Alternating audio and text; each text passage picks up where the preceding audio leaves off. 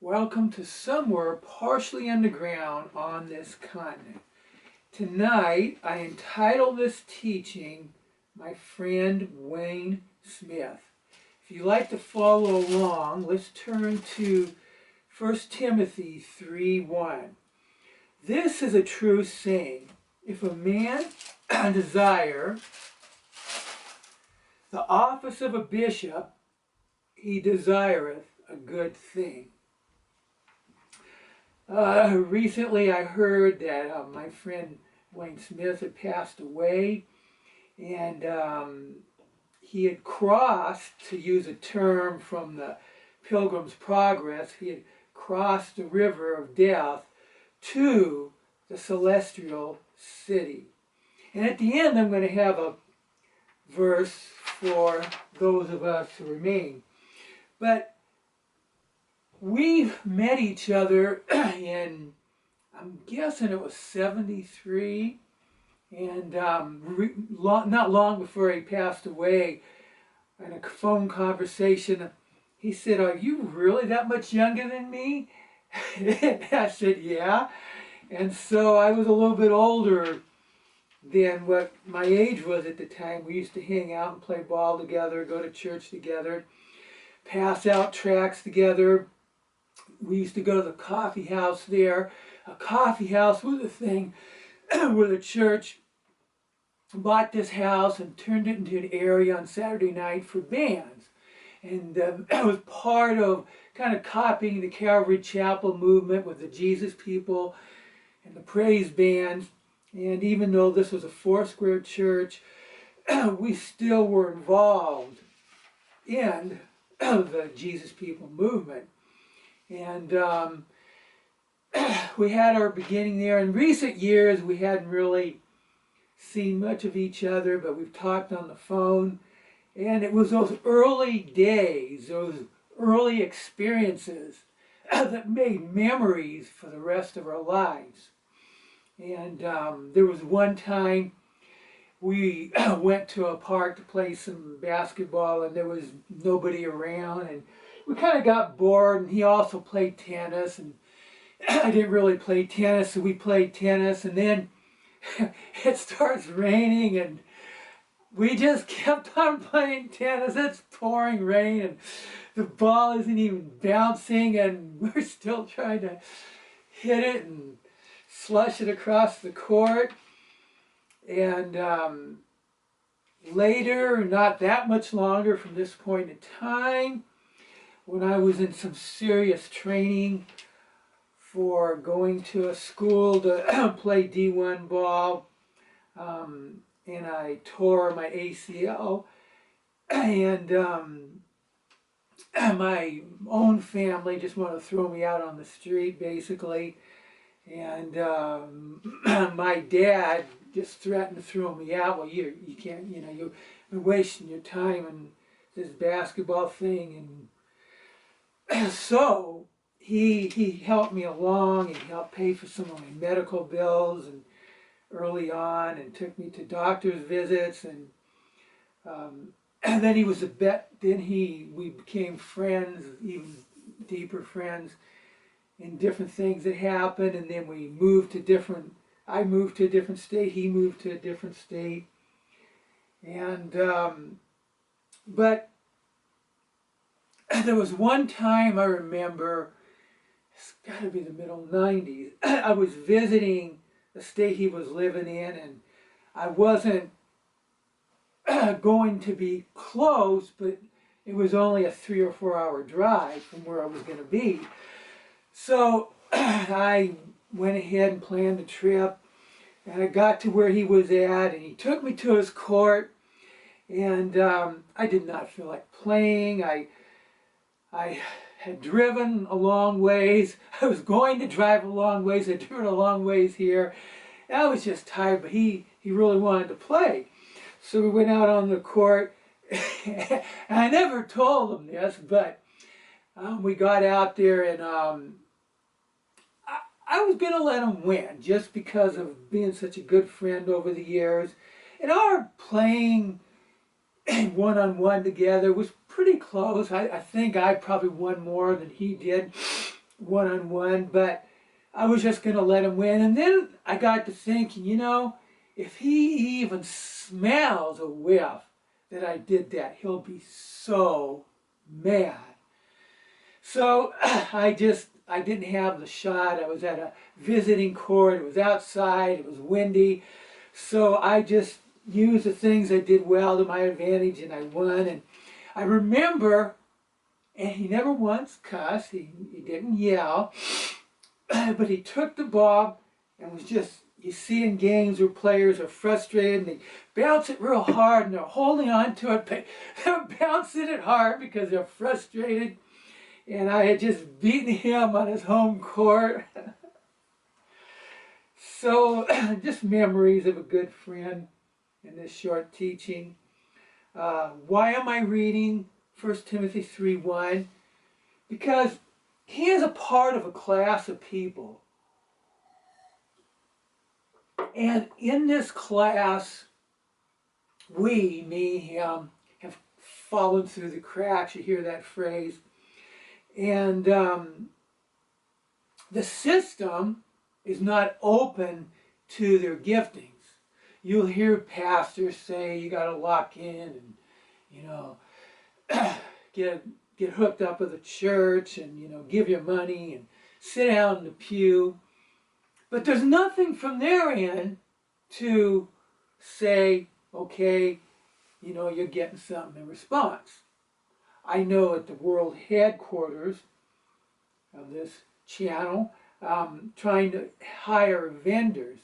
I've got some very good people. I've gotten some very bad people. And it's a two-way street. And so church is that way.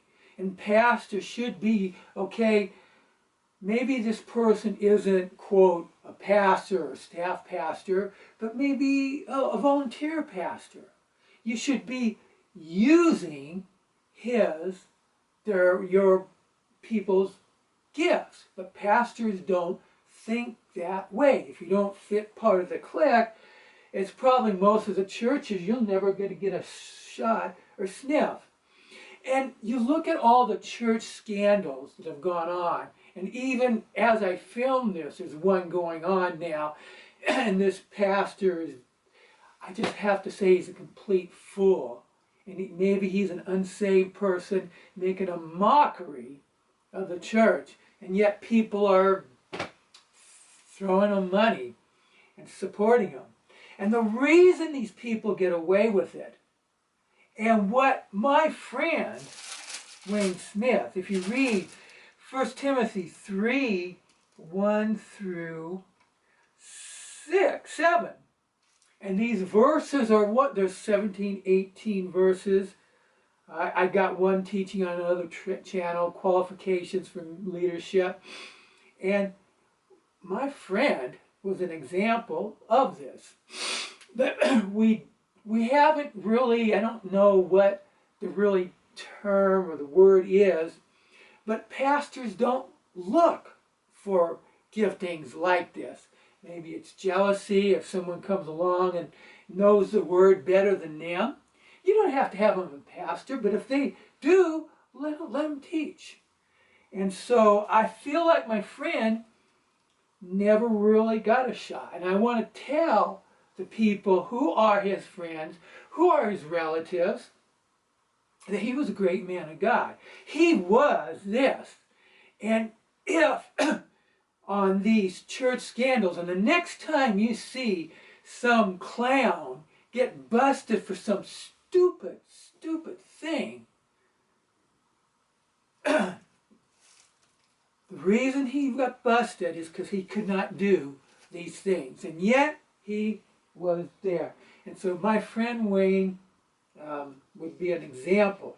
And if I was starting a church, I would invite him to be. I would probably have a church with all volunteer pastors. I'm not sure how I would do it, but he would be part of that leadership. An elder is a pastor. And so people play games with those words and stuff. And so I just want to say, for the record, 1 Corinthians 3:13, there is a judgment for those leaders who had an opportunity to be real with a great man of God. And you should be proud of him, how he lived his life, and he was simple. He would probably be embarrassed at me bragging on him right now. So, Colossians 4:17, where does that leave us? And Paul, in concluding his letter in the book of Colossians, he says, and say to Archippus, take heed to the ministry. The commentary on this word, be careful, notice, it's look at what's going on. The Greek word there that's translated heed in the King James, watch what's going on. And this is for older people who are still here, who have not made it to the celestial city. Or maybe you're a younger person, but you've been raised in the church. Are you doing the ministry that you've received in the Lord, even if you don't fully realize it, even if, quote, a pastor doesn't realize it or respect you for what you do? And so Paul is saying here to this gentleman, finish the race. It may be the second half, it may be the fourth quarter for you, but get going to do what you're supposed to do. And I say that to everyone listening to this, to do that. That Greek word there is blipo. Behold, beware, perceive, regard. So for us who are still here, we need to look and say, okay, a great man of God has just passed away. And in the end of Hebrews 11, the great writer talks about those who were great people of faith, but didn't receive the promise of this life. And there are people listed in Hebrews 11 who did. And so in our lives, I've done some other dedications on this YouTube channel to Carmen, to Keith Nicely, John Metzler, Wes Baker, and just people who just kind of, you might not know about. So, signing off here, and just saying that we can honor this person, and now we have to say, where are we going to go? And for you who are relatives of Brother Smith, a suggestion. Why don't you start a YouTube channel? I don't know where it's at, but when he had written a book, and he gave me a copy of the manuscript, and it was entitled Faith, and he never really pursued it further to get it published. Maybe if I find it, or if you find a copy of it, do a teaching on YouTube, and of what he, what was the essence of that book. It was 30 years ago when he wrote that book. Maybe do some YouTube teachings with things he's taught you through the years. So, Lord, I just pray for everyone who views this teaching, Lord. I pray, Lord, that we have time on the clock, and we have responsibilities to do.